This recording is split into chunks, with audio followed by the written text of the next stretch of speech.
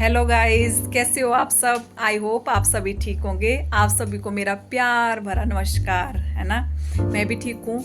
और आज मैं आप लोगों को नाप लेना बताऊंगी, कैसे लेते हैं नाप। ठीक है, आप किसी का सूट सिल रहे हो तो आप कैसे सिलोगे सूट। अगर आपको नाप लेना आता होगा तभी तो आप नाप ले पाओगे और किसी का सूट सिल पाओगे, क्योंकि नाप होना आपके पास बहुत ज़रूरी है। और आपको नाप लेने का पता होना चाहिए कि कैसे लेते हैं नाप। इसलिए मैं आपको आज सिखा रही हूँ कि नाप लेने का क्या तरीका होता है।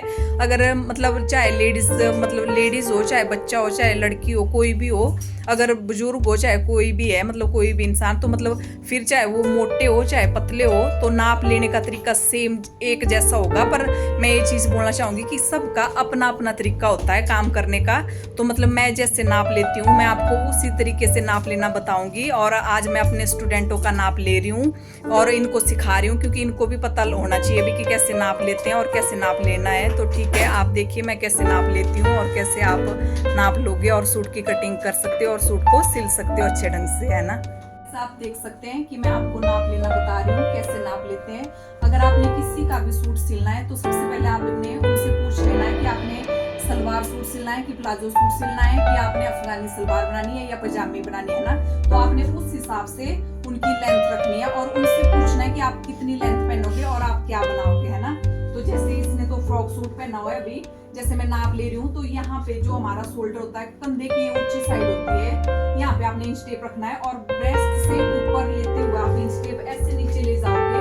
और यहाँ आप ऐसे पूछोगे उनसे कि आपने सलवार पहनी है तो कितनी लेंथ रखनी है, या प्लाजो पहनना है तो कितनी लेंथ रखनी है। तो फिर उनको मतलब ऐसे वो बार बार झुकना नहीं चाहिए, मतलब वो इंसान। और उनको आपने बोला कि मैं हाथ लगाऊंगी और आपने सिर्फ उनको बोलना है कि यहाँ तक इतनी लेंथ आई, और वो बोलेंगे कि ठीक है, तो आपने उतना रखना है उनकी तैयार लेंथ। ठीक है, जो उसमें प्लस होगा वो बाद में होगा कटिंग के टाइम।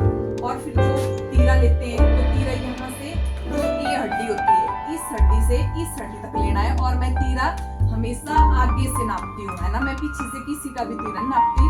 तो सबका अपना अपना तरीका होता है, मैंने पहले बोल दिया है ना। तो आप इस चीज को यहाँ से यहाँ ऐसे, जैसे इसका तीरा आ रहा है 12.5, है ना, तो इतना लिखना है इसको। और उसके बाद छाती का नाप लेना है आपने, और आपकी ऐसे 2 उंगलियां अंदर होनी चाहिए ऐसे इंच टेप की, और इंच टेप ऐसे हिलना चाहिए चारों तरफ, है ना।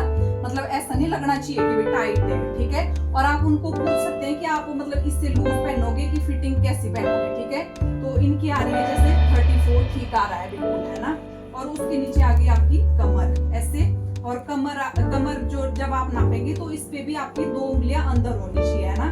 तो इसकी कमर आ रही है 29.5। ठीक है, और उसके बाद आ रही है इसकी हिप्स, ऐसे ऐसे नापोगे ऐसे, जैसे हिप आ गई इसकी 35 आएगी। जैसे इसने अम्ब्रेला पहना हुआ है ना, तो इसका घेरा है काफी, तो ये लूज आ रहा है, तो इस हिसाब से आप 35 रखोगे। ठीक है, और उसके बाद आप साइड चाक नापोगे तो यहाँ से यहाँ तक ऐसे और ऐसे, इसकी हाइट छोटी है तो इस हिसाब से इसको 21 ठीक आएंगे। अगर थोड़े ऊपर साइड चाक पहने, जैसे आजकल नायरा सूट के रखते हैं ना, तो 20 पे भी ठीक आएगा। और जो जिस लेडीज की हाइट लंबी होगी तो उनको आप 22 रख सकते हो आराम से, है ना। और जो मतलब प्रेग्नेंट लेडीज होती है तो उनकी आप 23, 24, 25 ऐसे मतलब हाइट के अकॉर्डिंग चलेगा फिर। ठीक है, उसके बाद आपका बाजू की लेंथ आप उनको पूछेंगे कि आप लंबे स्लीव पहनोगे कि छोटे पहनोगे, और जिस हिसाब से, जैसे इसने 16 पहने हो तो यहाँ आ गया, फिर ऐसे आप हाथ लगाएंगे और ऐसे आ गया बाजू की मोरी। ठीक है, यहाँ से मोरी आ गया 9 इंच आ गया,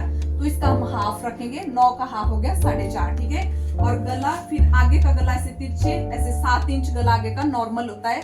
अगर कोई बुजुर्ग लेडीज है तो उनका आप 6.5 रख सकते हो, और पतली लड़कियां हैं तो उनका भी 6.5 आराम से रख सकते हो। ठीक है, और उसके बाद आ गया आपका बैक नेक। तो ऐसे आपने देखना है कि डीप जब कोई पहनेगा तो वो 6 से ऊपर चलेंगे, जैसे डीप, है ना, या 5 से ऊपर। अगर किसी ने छोटा पहनना है तो उसके ऊपर मतलब 4 या 3, जैसे बुजुर्ग मतलब जो महिलाएं होती हैं तो उनका आप 3 रख सकते हो। फिर 3 से ऊपर नहीं रखना है किसी का, वो छोटे बच्चों का चलता है फिर, है ना।